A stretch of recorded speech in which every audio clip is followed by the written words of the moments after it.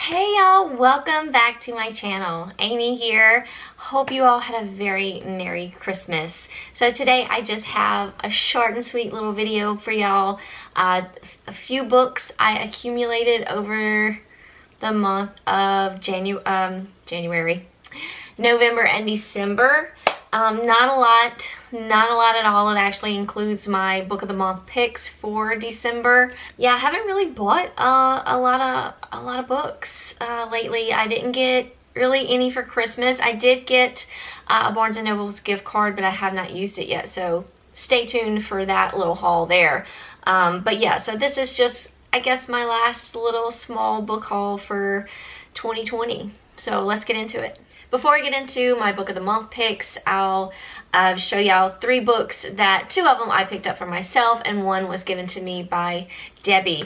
So I'll show y'all that one first. She picked up Misery by Stephen King for me. This is actually, I've seen this movie, never read the book. I've actually never really read a Stephen King book except for The Body, which was super small. Yeah, Stephen King's books intimidate me, but this one's not too bad. So hopefully I can get into this one soon. It does have like a wintry sort of setting. I'm sure we all know what Misery is about, but I'll go ahead and read the synopsis for y'all. Best-selling novelist Paul Sheldon has finally met his biggest fan. Her name is Annie Wilkes, and she is dismayed to discover Paul's plan to kill off Misery Chastain, the heroine of his beloved series. Annie is more than a rabid reader. She is Paul's nurse, tending his shattered body after an automobile accident. She is also his captor, imprisoning him in her isolated house where no one knows he is.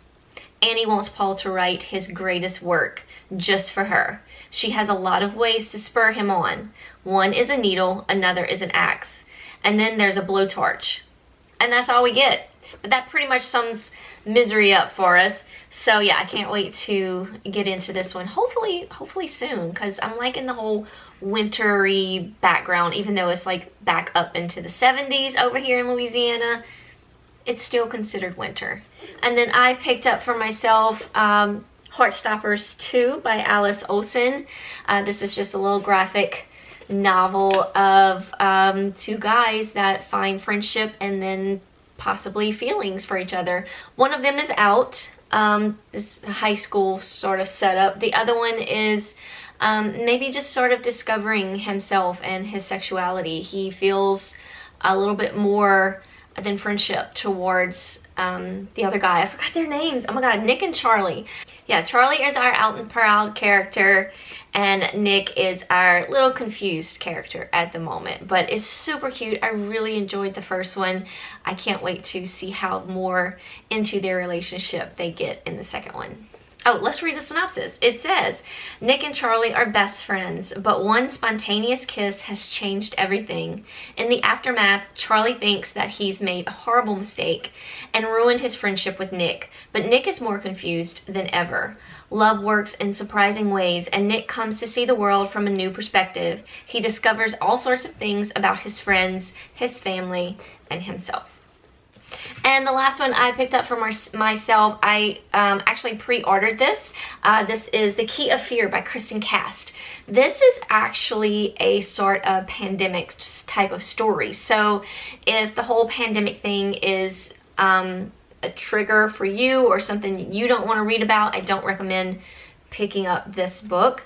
Although she wrote this book before the pandemic happened, so it's really interesting. I watched a video of her explaining about Key of Fear, the Key to Fear, on Instagram, and how she was saying how, you know, this all started way before the pandemic happened, and it just was an idea she had in her head, and here's the product. So it says, where is the synopsis? Okay.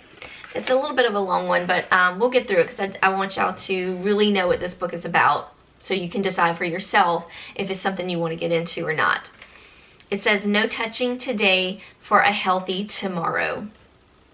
For 50 years, the Key Corporation has defended humanity against a deadly virus that spreads through touch. Lovers don't kiss or even hold hands. Personal boundaries are valued above all. Break the laws and you'll face execution. I'm not sure how to say this name.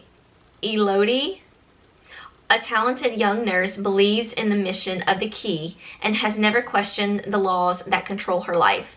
But Elodie is forced to break the rules when she sets out in search of a terminal patient who goes missing while under her care. From the outside, it seems like Aiden was given everything he could want from the key, a purpose, an education, and a future. But Aiden knows more than he's letting on, and the dark secrets he's keeping could tear the key's strict society apart. When Elodie and Aiden's lives collide, the fallout will be devastating. What do you do when the brutal system that once kept you safe hunts you down? You run.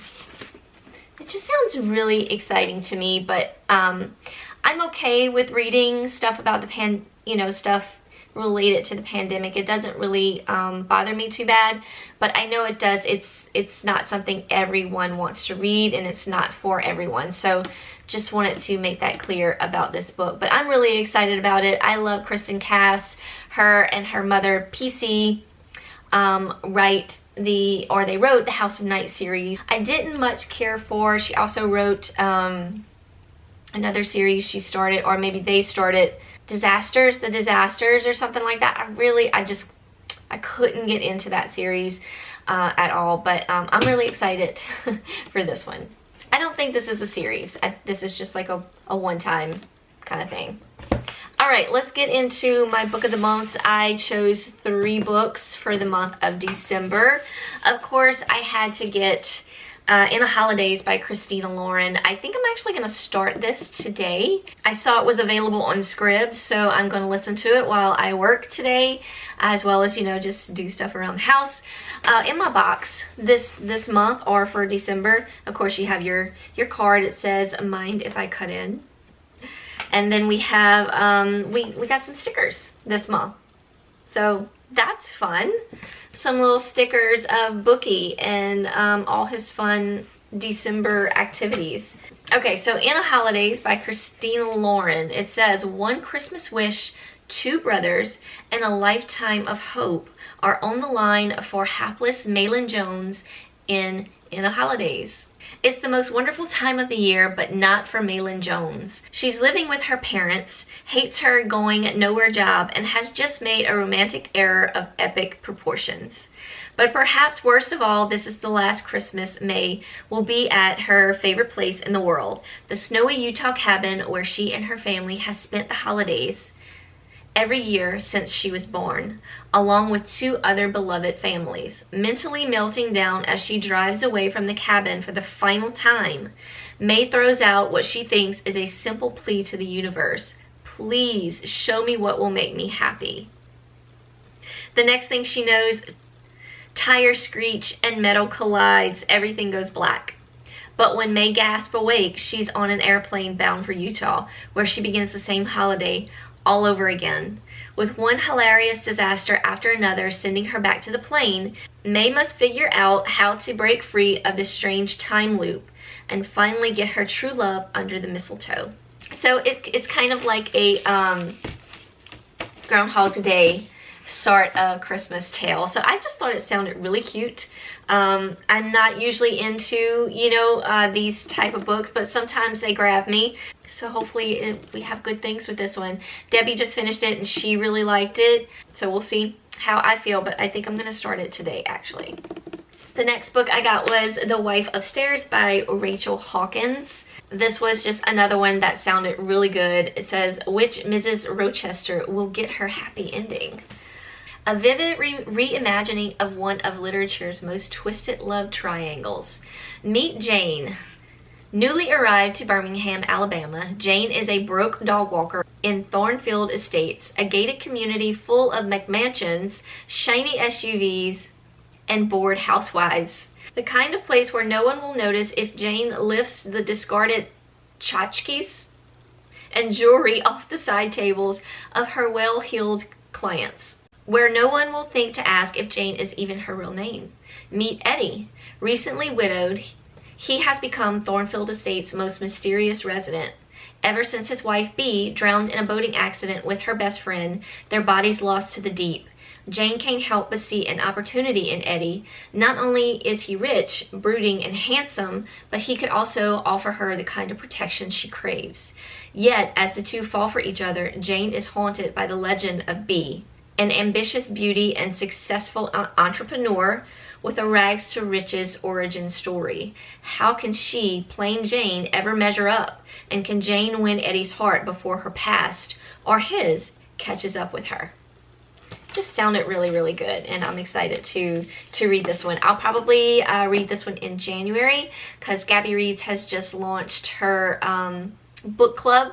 If you haven't seen that, which I'm sure you have, I'll put that video down below if y'all want to go check out her announcement for her book club. But this is going to be the January read, so I'm going to read this in January.